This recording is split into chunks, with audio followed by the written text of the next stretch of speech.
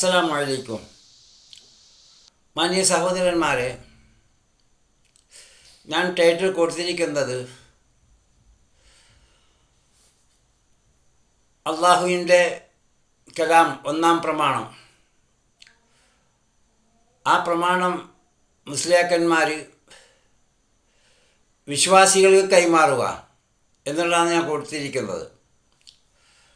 കാരണം അത്രയും ഒരു ഗൗരവമുള്ള വിഷയമായി പോയതുകൊണ്ടാണ്. കാരണം ഈ ഖുർആൻ എന്ന് പറയുന്ന കലാമ് ഒന്നാം പ്രമാണം നമ്മുടെ കേരളക്കരയിലെ മുസ്ലിയാക്കന്മാർ മാത്രമല്ല എവിടെയായിരുന്നാലും എവിടെയൊക്കെ ലോകത്തിൻ്റെ എവിടെയായിരുന്നാലും ഷിയാ മുസ്ലിയാക്കന്മാരുണ്ടെങ്കിൽ ഖുർആനെ അംഗീകരിക്കാത്തവരാണ്. ഖുർആനെ അംഗീകരിക്കുന്നില്ല എന്നുള്ളതാണ്. കാരണം മുമ്പേ നമ്മുടെ ഹസൻ മുസ്ലിയാർ എഴുതി വെച്ചിരിക്കുന്നത് ഖുർആൻ നിങ്ങൾ അതിൻ്റെ അർത്ഥമൊന്നും പഠിക്കരുത് എന്നുള്ള എഴുതി വെച്ചിട്ടുമുണ്ട്. മാത്രമല്ല നമ്മുടെ ഫെരോഡി സഖാബിയൊക്കെ ഞാൻ അദ്ദേഹത്തോട് ഫോൺ വിളിച്ച് ചോദിച്ചു, ഇസ്തിഗാസ നടത്താൻ വേണ്ടിയിട്ട് മൺമറഞ്ഞ മഹാക്കന്മാരെ വിളിച്ച് സഹായം തേടാൻ എന്താണ് പ്രമാണം കൊണ്ട് തെളിവ്? അദ്ദേഹം പറഞ്ഞു, ഞാൻ നിങ്ങൾക്ക് വീഡിയോ അയച്ചു തരാം. അങ്ങനെ അദ്ദേഹം 3 വീഡിയോ അയച്ചു. ഏകദേശം 3.5 മണിക്കൂറുള്ള വീഡിയോ ആണ്. അത് ഞാൻ തീർച്ചയായും കേട്ടു. പക്ഷേ അദ്ദേഹം സംസാരിച്ചതിൽ ഖുർആനാണല്ലോ ഒന്നാം പ്രമാണം, അള്ളാഹുവിൻ്റെ കലാം, അള്ളാഹുവിൻ്റെ സംസാരമാണല്ലോ അത്. അതിൽ 6200 ചില്ലാനും ആയത്തുകളുണ്ട്. അതിൽ അള്ളാഹുവിനെ പരിചയപ്പെടുത്താനും നബി സല്ലല്ലാഹു അലൈഹി വസല്ലമിനെ പരിചയപ്പെടുത്താനും ഒരൊറ്റ ആയത്ത് പോലും ഓതിയിട്ടില്ല. ആര്? പേരോട് നമ്മുടെ സഖാഫി. കേരളക്കരയിൽ ബഹുദൈവ ആരാധനയ്ക്ക് വിദ്യവിധേയ മനുഷ്യനാണ് അദ്ദേഹം. അതേസമയത്ത് അദ്ദേഹം ഓതി എന്തിന്? ബഹുദൈവ ആരാധനയ്ക്ക് വേണ്ടി ദുർവ്യാഖ്യാനിക്കാൻ വേണ്ടി ഖുർആനിൽ സൂറത്ത് നിസായിൽ 64 നമ്പർ ആയത്ത് ഓതിയിട്ടാണ് അദ്ദേഹം ദുർവ്യാഖ്യാനിച്ചത്. ഇതാണ് നമ്മുടെ കേരളക്കരയിലെ മുസ്ലിയാക്കന്മാരുടെ അവസ്ഥ. ഇപ്പം ഗൗരവമുള്ള വിഷയം എന്താണെന്ന് പറഞ്ഞാൽ, എന്താണ് ഇവിടെ സംഭവിച്ചത്? ഇവിടെ മുമ്പേ ഈ മുസ്ലിയാക്കന്മാരും മറ്റ് മതസ്ഥരുമായിട്ട് വളരെ നല്ലൊരു ഐക്യത്തിലാണുള്ളത്. ഏത് മേഖല എടുത്ത് നോക്കിയാലും നിങ്ങൾക്ക് ധാരാളക്കണക്കിന് മുൻപ് തന്നെ, അതായത് പല അമ്പലങ്ങളായിട്ടും ഉറൂസുകളായിട്ടും പല തരത്തിലുള്ള ബന്ധങ്ങൾ മുമ്പേ ഉണ്ട്. അതായത് കാരണം എന്തുകൊണ്ടെന്ന് പറഞ്ഞാൽ അവരുടെ വിശ്വാസം തന്നെ ഓച്ചുള കുപ്പസ്വാമി അവരുടെ ബലികളാണ്. ഇപ്പോഴൊരു കൃഷ്ണൻ ബലി എന്ന് പറഞ്ഞിട്ട് ഇപ്പോൾ പുറപ്പെട്ടിട്ടുണ്ട്. അദ്ദേഹം ഏകദേശം 5 വർഷക്കാലത്തോളമായി കുടിക്കാത്തത്, വസ്ത്രങ്ങൾ മാറ്റാത്തത്, അതിപ്പം സോഷ്യൽ മീഡിയയിൽ നമുക്ക് മനസ്സിലാക്കാൻ പറ്റും. മനസ്സിലായില്ല? അദ്ദേഹം ഉണ്ട്. ഇങ്ങനെ അതായത് മുൻകാലങ്ങളിൽ തന്നെ ഇവരുടെ വിശ്വാസങ്ങൾ വളരെയധികം അമുസ്ലിമുകളായ ആളുകളുമായിട്ട് വളരെ ഐക്യത്തിൽ അവരെ എല്ലാ ആരാധനകളിൽ, അമ്പലങ്ങളിൽ ആരാധനയിലും ബൃഹദാരികളായ സ്ത്രീകൾ പോകുന്നുമുണ്ട്. എന്തുകൊണ്ടെന്ന് പറഞ്ഞാൽ കാരണം എന്ന് പറഞ്ഞാൽ ഇവിടെ കബറാരാധന ഏതായാലും മുസ്ലിയാക്കന്മാർ പ്രചരിപ്പിക്കുന്നുണ്ട്. അപ്പം പിന്നെ അമ്പലം അതിൻ്റെ മുമ്പിൽ ഒരു പ്രശ്നമില്ല. അതുകൊണ്ട് അമ്പലം മുഖാം എല്ലാം ഒന്നിച്ച് തന്നെയാണ് ഇപ്പം സംഭവം നടന്നുകൊണ്ടിരിക്കുന്ന കാലങ്ങളായി നടന്നുകൊണ്ടിരിക്കുന്നുണ്ട്. അത് മുമ്പേ നമ്മൾ RSS നേതാവ് വഴി പറഞ്ഞിരിക്കുന്നു, നിങ്ങൾ എന്തിനാണ് നിങ്ങളിപ്പോൾ വേർതിരിട്ടിരിക്കുന്നത്? നിങ്ങളാണെങ്കിൽ കുത്തം നിർത്തിയിട്ട് നിങ്ങൾ കടത്തി പൂജിക്കുന്നു, ഞങ്ങൾ കുത്തം നിർത്തി പൂജിക്കും, നമ്മൾക്ക് ഒന്നിച്ചതിൻ്റെ മുന്നോട്ട് പോകാമെന്ന് പണ്ടേ ഇവിടുത്തെ RSS നേതാവ് പറഞ്ഞിട്ടുമുണ്ട്. അതൊക്കെ ഇവിടെ തെളിവുകളുണ്ട്. മനസ്സിലായില്ല? അപ്പം ഈ രൂപത്തിലാണ് മുമ്പേ ഇവിടെ ഉള്ളത് തന്നെയാണ് സംഭവം തന്നെ. അമ്പലങ്ങളിൽ പോയിട്ട് ഫാത്തിഹ വിളിക്കുക, എന്തൊക്കെയെന്ന് പറയണത് വിശദീകരിക്കാൻ പറയേണ്ടി. പക്ഷേ എന്താണ് നിലപാട് സമ്മതി? ഇപ്പം ശരിക്കും പറയാം, ഈ വീഡിയോ ഞാൻ ഇപ്പോൾ പുറത്തുവിടാനുള്ള കാരണം എന്തുകൊണ്ടെന്ന് പറഞ്ഞാൽ, ഈ നബി സല്ലല്ലാഹു അലൈഹി വസല്ലമിൻ്റെ വഫാത്ത് ദിനത്തിൽ ഇവർക്ക് ഡാൻസ് ആടുന്ന ഒരു നിലപാട് മുമ്പേ ഉള്ളതാണല്ലോ. ഇവിടെ കേരളക്കര മുസ്ലിയാക്കന്മാരത് പ്രചരിപ്പിക്കുന്ന വഫാത്ത് ദിവസത്തിൽ സന്തോഷിക്കാനും അവർ എന്തൊക്കെ തോന്നിവാസം, എന്തൊക്കെ വൃത്തിയുടെ അവർക്ക് ചെയ്യാനുണ്ട്, മറ്റ് മതസ്ഥരെക്കാളും കൂടി വന്ന അത് മുൻകാലങ്ങളിലേ ഉണ്ട്, നടന്നു വരുന്നുമുണ്ട്. വഫാത്ത് ദിവസത്തിലാണ് ശരിക്കും അടിവരയിട്ട് മനസ്സിലാക്കേണ്ട വിഷയമാണ്. അതല്ലാതെ പിന്നെ വഫാത്ത് ദിവസത്തിൻ്റെ ദിവസമാണ്. എന്തുകൊണ്ട് സഹാബാക്രാമരുടെ മുമ്പിൽ വെച്ചിട്ടാണ് വഫാത്താകുന്നത്. അതേസമയം ജന്മത്തിന് അഭിപ്രായത്തിൽ എല്ലാവർക്കും അറിയുന്ന കാര്യമൊന്നും ഇവിടെ വിശദീകരിക്കാൻ ഇപ്പോൾ സമയമില്ല. അപ്പോൾ ഈ വഫാത്ത് ദിവസത്തിലാണ് അവരുടെ നവാസിലെ കുത്തുബയിൽ തന്നെ പറയുന്നുണ്ട്, വഫാത്ത് ഫസ്റ്റ് വെള്ളിയാഴ്ചയും സെക്കൻഡ് വെള്ളിയാഴ്ചയിലൊക്കെ അത് വിശദീകരിക്കുന്നു. കൗമിനെ തിരിയുന്നില്ല എന്നേ ഉള്ളൂ. ഇത് വഫാത്ത് ദിവസമാണ് റബീഉൽ അവ്വൽ പറയുന്നതും അതൊക്കെ നന്നായിട്ട് അറിയാം. പക്ഷേ ഇവിടെ ഇപ്പം നമ്മൾക്ക് ഇവിടെ എന്ത് സംഭവിച്ചു എന്ന് പറഞ്ഞാൽ, ഇവിടെ ഓണം എന്ന് പറയുന്ന സംഭവങ്ങൾ, ഓണം അതായത് ഈ വഫാത്ത് ദിവസത്തിൽ ഡാൻസ് ആടുന്ന ഇവരുടെ മുസ്ലിയാക്കന്മാരുടെയും ആളുകളുടെയും ഡാൻസ് ആടുന്ന ഇവിടെ സംഭവങ്ങൾ ഇവിടെ ഇവിടെ ഒന്നിച്ചു വന്നപ്പോൾ അവരെല്ലാം കൂട്ടായ്മയിൽ കൂടിയിട്ടാണ് ഇവിടെ എന്തൊക്കെയാണ് വേണ്ടാനും തോന്നിവാസങ്ങളൊക്കെ അവർക്കിവിടെ ഇതെല്ലാം ഓണവും മറ്റേ അതേ സമയത്ത് ഈ പറയപ്പെടുന്ന പ്രവാചകൻ്റെ വഫാത്ത് ദിവസത്തിൽ ഡാൻസ് ആടാനും കളിയും റോഡ് ബ്ലോക്ക് ചെയ്യാനും ആളുകളെ വിഷമിപ്പിക്കാനും കാഞ്ഞങ്ങാട് 200 ആളുടെ പേരിലാണ് കേസെടുത്തിരിക്കുന്നത്. കാഞ്ഞങ്ങാട് മനസ്സിലായില്ല. എന്തിൻ്റെ പേരിൽ പറഞ്ഞാൽ അവർ കടൽത്തീരത്തോടെയായിരുന്നു അവർ ജാഥ പോക്ക് സാധാരണ. എന്നിട്ട് അവർ നേരെ വരുന്നു ടൗണിലേക്ക്. എന്തിനാ ആളുകളെ ബുദ്ധിമുട്ടിപ്പിക്കാൻ വേണ്ടിയിട്ട് എന്തിനവരൊരു കേസും എടുത്തിട്ടുണ്ടായി കാഞ്ഞങ്ങാട്. മനസ്സിലായില്ലേ? ഇങ്ങനെ എല്ലാ മേഖല എടുത്തു നോക്കിയാൽ ജനങ്ങളെ വിഷമിപ്പിക്കുക, പ്രാസപ്പെടുത്തുക, കൊള്ളയടിക്കുക, പൈസ കൊള്ളയടിക്കുക, ഇതെല്ലാം തന്നെയാണ് ഈ മുസ്ലിയാക്കന്മാരുടെ ജോലി അന്നും ഇന്നും. അപ്പോൾ ഇപ്പം എന്ത് സംഭവിച്ചെന്നാൽ അവർ ഏകദേശം അവരെ മതവുമായിട്ട് ഏകദേശം അവർ ചേർന്ന് വന്നു. അപ്പം ഇവർക്ക് അതാണ് ഞാൻ പറയാൻ കാരണം, ഇവർക്ക് ഇനി ഖുർആൻ കയ്യിലെടുക്കേണ്ട ഉണ്ടെങ്കിൽ സംഭവം ഉള്ളത് തന്നെയാണ്. പക്ഷേ ഇപ്പം അവർ ഖുർആൻ കയ്യിലെടുക്കേണ്ട ഖുർആൻ അവർ എന്താക്കണം, കൈമാറണം. എന്തുകൊണ്ടെന്ന് പറഞ്ഞാൽ കാരണം ഖുർആൻ ഇനി ഖുർആൻ ഇവർക്ക് അർഹനല്ല ഈ മുസ്ലിയാക്കന്മാർ ആളും. ഇതാണ് നമ്മുടെ അതിൻ്റെ നിങ്ങൾക്ക് അതിൻ്റെ ഞാൻ ഈ സംസാരിച്ചതിൻ്റെ ഏകദേശം ഒരു കുറച്ച് കാര്യങ്ങൾ മാത്രമല്ല, നമ്മുടെ ഈ സംസ്ഥാനങ്ങൾക്ക് ഉദവി നമ്മുടെ സമസ്ത പ്രസിഡൻറ്റ് എന്തെന്നാന്നിപ്പോൾ അതിൻ്റെ പേര് മുത്തുക്കോയ അദ്ദേഹം ഈ മായാവിക്കഥകൾ ധാരാളം ഇപ്പം രണ്ടുപേരും പറയുന്നുണ്ട്. നമ്മുടെ സമസ്ത പ്രസിഡൻറ്റ് മുത്തുക്കോയ. അപ്പോൾ അദ്ദേഹം മായാവിക്കഥകൾ സംസാരമൊക്കെ അങ്ങനെ പറഞ്ഞ വളരെ അതും നിങ്ങൾക്ക് കേൾക്കാം. മാത്രമല്ല ഇവരെ രണ്ടും യോജിച്ചുകൊണ്ടുള്ള അതായത് അതും നിങ്ങൾക്ക് കാണാൻ സാധിക്കും. എന്തൊക്കെയാണ് ഇവർ ചെയ്യുന്നത് അത് നിങ്ങൾ കേട്ടതിന് ശേഷം ഇൻഷാ അല്ലാഹ് നമുക്ക് പിന്നീട് വീണ്ടും തുടരാം. അതാണ് സ്വാമിജി പറഞ്ഞത്. നമ്മൾ തമ്മിലുള്ള ഈ ബന്ധത്തിന് വളരെയധികം ആഴത്തിലുള്ള ഒരു സംഗതി ഒളിഞ്ഞു കിടപ്പുണ്ട് എന്ന് പറഞ്ഞപ്പോൾ എൻ്റെ ചിന്ത 50 കൊല്ലത്തിൻ്റെ അപ്പുറത്തേക്ക് പാഞ്ഞുപോയി. സ്വാമിജിയുടെ അതാണ് ഹൃദയത്തിൽ ഞങ്ങളുടെ അതിൽ പറയാറുണ്ട്, ഔലിയാക്കൽ എന്ന് പറഞ്ഞ ആളുകളുണ്ട്. സ്വാമിജി എന്ന് പറഞ്ഞാൽ ഔലിയാക്കൽ എന്ന് പറയും അറബിയിൽ. അവർക്ക് മനസ്സിൻ്റെ അകത്ത് കിടക്കുന്ന കാര്യങ്ങൾ മുഖം നോക്കാതെ തന്നെ പറയാനുള്ള ആ കഴിവുണ്ട്. അവർക്ക് അറബിയിൽ പറയാ ഷെയ്ഖ് എന്നാണ്. ഏറ്റവും വലിയ ആധ്യാത്മിക രംഗത്തിരിക്കുന്ന ആളുകൾക്ക് കൊടുക്കുന്ന ആ പവറാണ് ഷെയ്ഖ്. അപ്പോൾ സ്വാമിജി എൻ്റെയും കൂടി ഒരു ഷെയ്ഖാണ് എന്ന് ഞാൻ പറയുകയാണ് ഈ സമയത്ത്.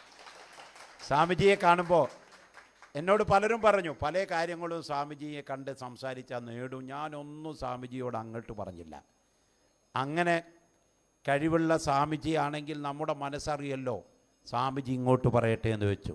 എന്നോട് ആദ്യം തന്നെ സ്വാമിജി പറഞ്ഞത്, ഞാൻ ആദ്യം കഴിച്ച എൻ്റെ ഉദരത്തിൽ കിടക്കുന്ന ഭക്ഷണത്തിൻ്റെ തുടക്കമാണ് ആദ്യം സ്വാമിജി തുടക്കം വിട്ടത്. ഞാൻ അത്ഭുതപ്പെടുകയാണ് ആ സമയത്ത്. പിന്നെ മറ്റൊരു കാര്യം, ഞാൻ ഇങ്ങോട്ട് വരുമ്പോൾ ചിന്തിച്ചത് 40ാമത്തെ വാർഷികത്തിലേക്കാണ് ഞാൻ വരുന്നത്, ജന്മദിനം. ഈ 40ന് വലിയ പ്രസക്തിയുണ്ട് എന്നുള്ളത് എനിക്കറിയാം. കാരണം എന്താണെന്നറിയോ? പ്രവാചകൻ മുഹമ്മദ് നബി പ്രവാചകനായത് 40ാമത്തെ വയസ്സിലാണ്. 39 വയസ്സ് വരെ അദ്ദേഹം സാധാരണ ഒരു പൗരനായിരുന്നു. 40ാമത്തെ വയസ്സിലാണ് ദൈവം മുഹമ്മദ് നബിയെ പ്രവാചകനാക്കി നിശ്ചയിക്കുന്നത്. മുസ്ലിങ്ങളിൽ ഒരു വിശ്വാസമുണ്ട്, 40 വ്യക്തികൾ ദൈവത്തോട് പ്രാർത്ഥിച്ചാൽ ആ പ്രാർത്ഥന ദൈവം അക്സെപ്റ്റ് ചെയ്യും. 40-നെല്ലാം വിശ്വാസമുണ്ട്. 40 ഞങ്ങൾക്കൊരു പള്ളിയിൽ ഇപ്പോൾ ഒരു വെള്ളിയാഴ്ച പ്രാർത്ഥന തുടങ്ങണമെങ്കിൽ 40 ആൾ വേണം. ഒരു പള്ളിയിലൊരു പ്രാർത്ഥന വെള്ളിയാഴ്ച പ്രാർത്ഥന നടത്തണമെങ്കിൽ 40 ആൾ വേണം. അപ്പം ഞാൻ എൻ്റെ മനസ്സിൽ ഇങ്ങനെ കുറിച്ചിട്ടു, ഇന്നാണ് ഞാൻ ചിന്തിച്ചത്, ഈ നോട്ടീസ് എടുത്ത് നോക്കിയത്, 40ാമത്തെ ജന്മദിനത്തിനാണല്ലോ സ്വാമിജി എന്നെ ക്ഷണിക്കുന്നത്. അപ്പോൾ സ്വാമിജി ആരാണെന്നും സ്വാമിജി എന്താണെന്നും സ്വാമിജി എങ്ങനെയാണെന്നും നിങ്ങൾ ഇതുവരെ മനസ്സിലാക്കിയതല്ല, ഇനി മനസ്സിലാക്കാൻ പോകുന്നേ ഉള്ളൂ. 40ൻ്റെ അവിടുന്ന് അങ്ങോട്ട് സമസ്ത കേരള ജമീയത്തുൽ ഉലമയുടെ മഹാന്മാരാവുന്ന നേതാക്കന്മാർ, വരക്കൽ മുല്ലക്കോയ തങ്ങൾ വരെ, തങ്ങളെ കൂടെ ഒരു അമുസ്ലിം സുഹൃത്തുണ്ടായിരുന്നു. അപ്പോൾ അയാൾ പറയലുണ്ട്, അയാളെ മകൻ, ഇപ്പം അയാൾ മരിച്ചുപോയി, അയാളെ മകൻ പറയലുണ്ട്, തങ്ങളൊരു ദിവസം പറഞ്ഞു എന്ന് പറഞ്ഞു, എടോ നമുക്ക് നാളെ വിരുന്നേര് വരാണ്ട്, കുറച്ച് മത്സ്യം പിടിക്കണം. അപ്പം രാവിലെ വലെടുത്ത് തങ്ങളെ കൂടെ വന്നു എന്നാണ്. ഒരു കുറഞ്ഞൊരു കാലിൻ്റെ നെരിയണി വരെ വെള്ളമുള്ള ഒരു തോട്, പിന്നെ ഒരു സ്ഥലം അവിടെ ആ കടപ്പുറത്തുണ്ട്. അപ്പോൾ അതിന് ഇവനോട് വീയാൻ പറഞ്ഞു തങ്ങൾ.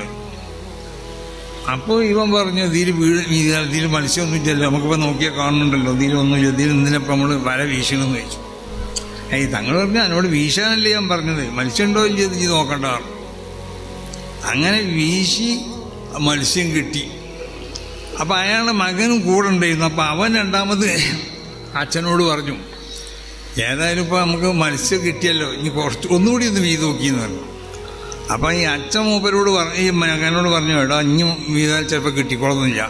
അത് തങ്ങൾ വീശാൻ പറഞ്ഞു, നമ്മൾ വീതു, അതിൽ മത്സ്യം കിട്ടി. ബഹുമാനപ്പെട്ട ചെറുവാളൂർ ഉസ്താദ് നിങ്ങൾക്ക് അറിയുമെന്നല്ല, ചെറുവാളൂർ ഉസ്താദ് ഒരുപാട് ദുആ സദസ്സിലൊക്കെ നേതൃത്വം കൊടുക്കുന്ന ഉസ്താദ്, തൃശ്ശൂർ ജില്ലയിലാണ് അധികം. ചെറുവാളൂർ ഉസ്താദ് എന്നല്ല പറയൽ. അല്ലാഹു ആഫിയത്തും സലാമത്തും കൊടുക്കട്ടെ. ഇന്നാ നുഹിബ്ബുഹും ഫില്ലാഹ്, അല്ലാഹുവിന് വേണ്ടി നമ്മൾ അവരൊക്കെ സ്നേഹിക്കുന്നവരാണ്. വനർജു അൻ നകൂന മഅഹും വലാ നുസക്കി അലല്ലാഹി അഹദ, അല്ലാഹു സ്വാലിഹീങ്ങളായ ഇബാദിന്റെ കൂടെ അല്ലാഹു നമ്മെ സ്വർഗ്ഗത്തിൽ ഒരുമിച്ച് കൂട്ടി തരട്ടെ. മഹാനവറുകൾ അനുഭവം പറഞ്ഞിട്ടുണ്ട്. സാദ നേരിട്ട് ഒരു വീട്ടിൽ തൃശ്ശൂർ ജില്ലയിൽ ഇരിക്കുന്ന ഉസ്താദ് പറഞ്ഞു, മഹാനായ ശംസുൽ ഉലമയോട് നവ്വറല്ലാഹു മർഖദഹു വഖദ്ദസ സിർറഹു, അല്ലാഹു മഹാനായ ശംസുൽ ഉലമയുടെ ഖബറിടം സ്വർഗ്ഗത്തോപ്പാക്കി കൊടുക്കട്ടെ. മഹാനുഭാവൻ ജീവിച്ചിരിപ്പുള്ള കാലം ചെറുവാളൂർ ഉസ്താദിന്റെ ഗുരുനാഥനും കൂടിയാണ്. അപ്പൊ അന്ന് ബഹുമാനപ്പെട്ടവർക്ക് വയറിന്റെ ഉള്ളിലോ മറ്റോ അതിശക്തമായ വേദനയും പ്രയാസവും വന്ന് സർവ്വ ഡോക്ടർമാരും ഓപ്പറേഷൻ അടിയന്തരമായി ചെയ്യണം, ഇല്ലെങ്കിൽ വളരെ പെട്ടെന്ന് മരണം സംഭവിക്കും എന്ന് പറഞ്ഞൊരു സമയത്ത് മഹാനായ ശൈഖുനയോട് പറഞ്ഞു, ഉസ്താദേ എങ്ങനെയാ പറഞ്ഞത്? നിങ്ങൾ ബേജാറാവണ്ട, നിങ്ങൾക്ക് വേണ്ട ഡോക്ടർമാർ ഇന്ന് രാത്രി വരും, നിങ്ങൾ ഹോസ്പിറ്റലിൽ പോവണ്ട, വീട്ടിൽ തന്നെ നിങ്ങൾ നാട്ടിലൂടെ നടന്നാൽ മതി, നിങ്ങൾക്ക് ചികിത്സയും ഓപ്പറേഷനൊക്കെ ഇന്ന് നടക്കുന്നു പറഞ്ഞു.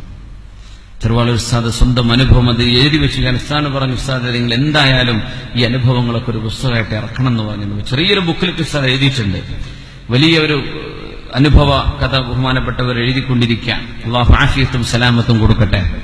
ഉസ്താദ് പറയാം, അന്ന് രാത്രി ഇതൊരു പള്ളി പറഞ്ഞു തൃശ്ശൂർ ജില്ലയിലെ, ഞാൻ നിസ്കരിക്കാൻ വേണ്ടി ഇഷാനിസ്കരിക്കാൻ വേണ്ടി കയറി ആ പള്ളിയിൽ ഇങ്ങനെ ഇരുന്ന് സുന്നത്ത് നിസ്കരിച്ചിരുന്നപ്പോ എനിക്ക് ഉറക്കം സംഭവിക്കുന്നു. ആ ഉറക്കത്തിൽ മഹാനായ ശംസുൽ ഉലമയെ ഞാൻ കാണുന്നു, മഹാനവറുകൾ പ്രത്യക്ഷപ്പെടുന്നു. ആ ഉറക്കത്തിൽ എന്തൊക്കെയോ എന്റെ ശരീരത്തിൽ നടക്കുന്നത് ഞാൻ അറിഞ്ഞു.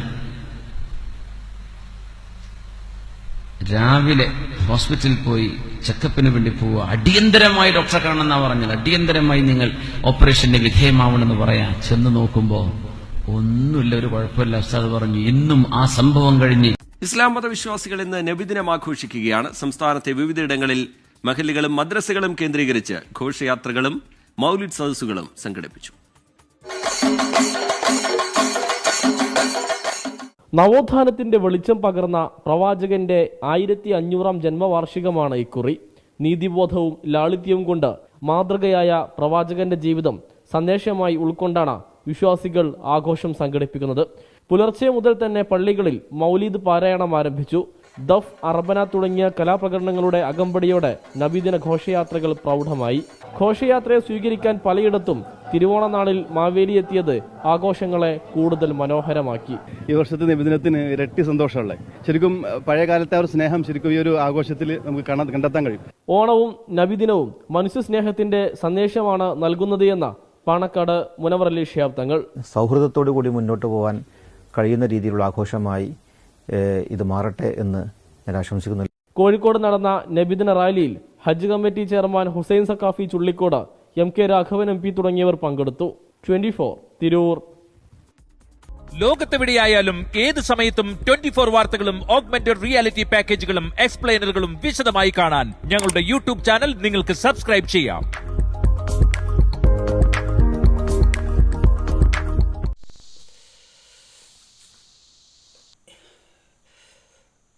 സഹോദരന്മാരെ, നിങ്ങൾ മുസ്ലിയാക്കന്മാരുടെയും മറ്റ് മതസ്ഥരുടെയും പൂജാ പരിപാടിയൊക്കെ നിങ്ങൾ കണ്ടുവല്ലോ. എന്നാൽ നമ്മൾ സാധാരണക്കാരൻ ആളുകൾ ഇതിനെ പറ്റിയിട്ട് അള്ളാഹു നമുക്ക് ആക്കലും ബുദ്ധിയൊക്കെ തന്നിട്ടുണ്ടല്ലോ. നമ്മുടെ കേരളക്കരയിൽ നമ്മളെ ഏകദേശം ആളുകളൊക്കെ നല്ല ബുദ്ധിജീവികളാണ്. അപ്പം നമ്മൾ ഈ മുസ്ലിയാക്കന്മാരാണെങ്കിൽ അവർക്ക് പൈസയുടെ ആർത്തി കൊണ്ട് എത്രമാത്രം നന്നാൽ നമ്മൾ ഈ വികാരത്തിന് കണ്ണില്ല എന്ന് പറയുന്നില്ല. ഇന്നുപോലെ അവർക്ക് പൈസൻ്റെ ആർത്തി കൊണ്ട് അവർക്ക് കണ്ണ് കാണുന്നില്ല. അത്ര ഒരവസ്ഥയിലാണ് കാണുന്നത്. പൈസൻ്റെ ആർത്തി അതല്ലേ എന്തിനും മടിക്കാത്തത്, പൈസ ഉണ്ടാക്കാൻ വേണ്ടി എന്തെല്ലാം മേഖലകളിൽ ഉള്ള സംഘക്കാർ ഈ വേഷവിധാനം അണിഞ്ഞുകൊണ്ടാണല്ലോ ഇത് പൊതുജനങ്ങളെ വഞ്ചിക്കുന്നത്. അപ്പം ആ വഞ്ചനകളിൽ നമ്മൾ എന്തിനാണ് പെടുന്ന ഞാൻ ചോദിക്കും. സാധാരണക്കാരൻ നമ്മളെ പൈസ ഇവിടെ നഷ്ടപ്പെടാൻ നമ്മൾ നരകത്തിലേക്കും പോകാം. നമ്മൾക്ക് എന്താ ഇത്രയും ബുദ്ധി തന്നിട്ടില്ലേ നമുക്ക് ഇവരെ പറ്റി മനസ്സിലാക്കാൻ വേണ്ടി. എത്ര വളരെയധികം നമുക്ക് മനസ്സിലാക്കാൻ പറ്റുമല്ലോ ഇവരുടെ എല്ലാ കളികളും. എന്തുകൊണ്ട് നമ്മൾ സാധാരണക്കാരൻ ആളുകൾക്ക് തലയിൽ കടക്കാത്തതെന്ന് അതാണ് ഞാനിവിടെ ചിന്തിക്കുന്നത്. എന്തുകൊണ്ട് നമ്മൾക്ക് ഇതെല്ലാം അള്ളാഹു സുബ്ഹാനഹു വ തആല എന്തെല്ലാം നമുക്ക് ഇവിടെ നമ്മളൊന്ന് മനസ്സിലാക്കി ഞാൻ പറയും. നമ്മൾ അള്ളാഹുവിനെ പറ്റിയിട്ട് ആദ്യം മനസ്സിലാക്കുക. ആരാണ് ലോകസൃഷ്ടാവായ അള്ളാഹു? നമുക്ക് എന്തെല്ലാം അനുഗ്രഹമാണ് നമുക്കിവിടെ അള്ളാഹു ചെയ്തു തരുന്നത്. അള്ളാഹുവിൻ്റെ ഭൂമിയല്ലേ നമ്മൾ താമസിക്കുന്നത്. അള്ളാഹുവിൻ്റെ വെള്ളമല്ലേ നമ്മൾ കുടിക്കുന്നത്. അള്ളാഹുവിൻ്റെ വായുവല്ലേ നമ്മൾ ശ്വസിക്കുന്നത്. അള്ളാഹുവിൻ്റെ എന്തെല്ലാം ഭക്ഷണ പദാർത്ഥങ്ങളല്ലേ നമ്മൾ അള്ളാഹുവിൻ്റെ ഉപയോഗപ്പെടുത്തുന്നത്. അത് നമുക്ക് നമ്മൾ കടക്കുന്നില്ലേ. ഇപ്പം നമ്മൾ ചോദിക്കും നമ്മളിപ്പോൾ ഇതെല്ലാം, പക്ഷേ അങ്ങനെ പ്രയാസപ്പെടുന്ന നാടുകളുമില്ല, നമ്മൾ കാണുന്നില്ല. ഇന്ന് എന്താണ് സംഭവിക്കുന്നത് മറുനാടുകളിൽ? അതിനെപ്പറ്റി ആരെങ്കിലും ഈ ഭക്ഷണ കാര്യത്തിൽ ആരെങ്കിലും അള്ളാഹുവിൻ്റെ ഞാമത്തിനെ പറ്റി എന്തുകൊണ്ട് നിങ്ങൾക്ക് മനസ്സിലാവാതെ പോകുന്നു? ഒന്നാമത് അള്ളാഹുവിൻ്റെ കുതിർത്തും ഞാമത്തും ഓൻ്റെ സൃഷ്ടിപ്പിനെ പറ്റി നമുക്ക് മനസ്സിലായിക്കൂടെ എന്താണ് അള്ളാഹു എന്നുള്ളത്. ഈ ലോകം മുഴുവൻ സൃഷ്ടി പരിപാലനം ചെയ്ത് മനുഷ്യർക്ക് വേണ്ടിയിട്ട് വേണ്ടുന്ന ലോകത്തിൽ കടന്നതിന് മുമ്പായിട്ട് എല്ലാവരും സംവിധാനിച്ച് വെച്ച് ആ പടച്ചവൻ, മനസ്സിലായില്ലേ? മാത്രമല്ല അള്ളാഹുവിൻ്റെ കലാമാണ് ആ കലാമിൽ എന്തൊക്കെയാണ് പറഞ്ഞിരിക്കുന്നത്. മാത്രമല്ല അള്ളാഹുവിൻ്റെ പ്രവാചകൻ. പക്ഷെ അതൊക്കെ നമ്മുടെ മനസ്സിൽ ശരിക്കത് യാഥാർത്ഥ്യമാണെന്ന് നമ്മുടെ മനസ്സിൽ വരണമെങ്കിൽ നമ്മൾ ഒരു കാര്യം ചെയ്താൽ മതി. നമ്മളിപ്പം മരിച്ച വാർത്ത കേട്ടിട്ട് എന്ത് ചെയ്യുന്നു? കാഴ്ച കേൾക്കുന്നു. സ്പീക്കർ എന്താണ് അനൗൺസ്മെൻറ്റ് ചെയ്യുന്നത് അത് കേട്ട് ഉടനെ ഇന്ന് ആരാണ് മരിച്ചത്, ഇന്നാളെ മരിച്ചു, ഇന്ന് ആ വീട്ടിലേക്ക് ചെന്നെത്തി. ആ വീട്ടിൽ ചെന്നപ്പോൾ എപ്പോഴാണ് മയ്യത്ത് അടക്കുന്നത് ചോദിച്ചു, പറഞ്ഞു. പിന്നെ പോയി നേരെ പള്ളിയിലേക്ക്. അപ്പോൾ ഒരു ആചാരമായിട്ട് മാറി. പക്ഷെ അതേ സമയത്ത് ഈ മരണത്തെ ഓർക്കാനോ ചിന്തിക്കാനോ ആളുകളില്ല. അപ്പം ഞാൻ പറഞ്ഞു വരുന്നത് ഈ 3 കാര്യങ്ങൾ നമുക്ക് വ്യക്തമായ നിലപാട്, ആ 3 കാര്യങ്ങൾ നമുക്ക് ശരിക്കും പൂർണ്ണമായി വിശ്വാസം വരണമെങ്കിൽ അള്ളാഹുവിൻ്റെ കുതിരത്തിനെ പറ്റിയിട്ടും അതേ സമയത്ത് നമ്മൾ കലാമിനെ പറ്റിയിട്ടും പ്രവാചകന്മാരെ പറ്റിയും ഇത് യാഥാർത്ഥ്യമാണെന്ന് നമുക്ക് മനസ്സിൽ തോന്നണമെങ്കിൽ നമ്മൾ എന്ത് ചെയ്യണം? നമ്മൾ മരണത്തെ ഓർക്കുക. ഇവിടെ നമ്മൾ ജീവിക്കേണ്ടവരല്ല. വില കൊലങ്ങമ്മമാർ ഈ ലോകത്തോട് ഇവിടെ വാങ്ങി. ഭരണാധികാരും രാജാക്കന്മാരും വലിയ സമ്പന്നർ നമ്മുടെ നാട്ടിൽ തന്നെ നമ്മുടെ സമ്പന്നരെ എത്ര ഇവിടുന്ന് ലോകത്തോട് ഇവിടെ വാങ്ങി. ഇതൊന്ന് ചിന്തിച്ചാൽ എന്താക്കാം? നമുക്കിതെല്ലാം ഈ 3 കാര്യങ്ങൾ അള്ളാഹുവിൻ്റെ കുതിരനെ പറ്റിയിട്ടും അള്ളാഹുവിൻ്റെ കലാമിനെ പറ്റിയും പ്രവാചകന്മാരെ പറ്റി ശരിക്കും നമ്മൾ തലയിൽ കിടക്കും. അപ്പം നമുക്ക് അള്ളാഹുവിൻ്റെ പേടിയുണ്ടാവാം. പരലോകത്തെ പറ്റി ചിന്തിക്കുമ്പോൾ അപ്പം നമ്മൾ മാറി ചിന്തിക്കുമ്പോൾ നമ്മളെ പരലോകം രക്ഷപ്പെടും. ഇതാണ് നമ്മുടെ വിഷയം. ഞാൻ ഈ സംസാരിക്കുക എന്തിനു വേണ്ടി? നമ്മുടെ എല്ലാവരുടെയും ദുനിയാവ് കൊണ്ടും ആഖിറ കൊണ്ട് അള്ളാഹു നമ്മൾക്ക് വിജയം തരണം. ദുനിയാവിന് വിഷമിക്കാൻ പാടില്ല, നാളെ പരലോകത്ത് വിഷമിക്കാം. ഈ ഒരു ആഗ്രഹം കൊണ്ട് മാത്രം പറഞ്ഞോളൂ. നിങ്ങൾ ആരും തന്നെ വിഷമിക്കേണ്ട ഈ കാര്യത്തിൽ. നിങ്ങളുള്ള സ്നേഹം കൊണ്ട് മാത്രം പറഞ്ഞേ ഉള്ളൂ. പറയേണ്ടി വരും. കാരണം നമ്മുടെ ഓരോരുത്തരുടെ നമ്മുടെ ഉത്തരവാദിത്തമാണ്. കുന്തും ഖൈറ ഉമ്മത്തിൻ ഉഖ്രിജത് ലിന്നാസി തഅമുറൂന ബിൽ മഅറൂഫി വതൻഹൗന അനിൽ മുൻകരി വതുഅ്മിനൂന ബില്ലാഹ്. നിങ്ങൾ ഉത്തമ സമുദായമാണ്, നിങ്ങൾ നന്മയെ ഉപദേശിപ്പിക്കും, നിങ്ങൾ തിന്മയും തടയുന്നവരാണ്. ഇനി ഒരു പ്രവാചകൻ വരാനില്ല. മുന്നബിമാരുടെ ഉമ്മത്തികൾക്ക് ഈ ഉത്തരവാദിത്വം ഉണ്ടായിട്ടില്ല. ഓരോ കാലത്ത് പ്രവാചകന്മാർ ഇറങ്ങിയിരുന്നു. ഇന്ന് പ്രവാചകനില്ല. നമ്മുടെ ആ ഉത്തരവാദിത്തത്തിൻ്റെ പേരിലാണ് ഞാൻ ഈ സോഷ്യൽ മീഡിയയ്ക്ക് സംസാരിക്കുന്നത്. അതുകൊണ്ട് നമുക്ക് ഏവർക്കും ലോകജനങ്ങൾക്ക് സത്യം മനസ്സിലാക്കാനുള്ള തൗഫീഖ് തരട്ടെ എന്ന് പ്രാർത്ഥിക്കുന്നു. എല്ലാ വിശ്വാസം ലോകത്തിൽ ഇവിടെ എല്ലാം വിശ്വാസമുണ്ട്. ഈ മുസ്ലിം പുരോഹിതന്മാരുടെ ഷർറിൽ രക്ഷപ്പെടാനും യഥാർത്ഥ വിശ്വാസം നമ്മളിലേക്ക് കടന്നു വരുവാനും, എന്നിട്ട് നമ്മൾ ലാസ്റ്റ് ഈ പുരോഹിതന്മാർക്ക് അല്ലാഹു സുബ്ഹാനഹു വ തആല ഹിദായത്ത് കൊടുക്കട്ടെ. അവരും രക്ഷപ്പെടണമല്ലോ, എല്ലാവരും മനുഷ്യരല്ലേ. ആയതുകൊണ്ട് എല്ലാവരും പ്രാർത്ഥിക്കണം. പരലോകത്തിന് വേണ്ടിയിട്ടും ദുനിയാവിയ ഉഖ്റാവിയ എല്ലാ കാര്യത്തിനും വേണ്ടി പ്രാർത്ഥിക്കണം എന്ന് വസിയത്ത് ഞാൻ നിർത്തുന്നു. അസ്സലാമു അലൈക്കും.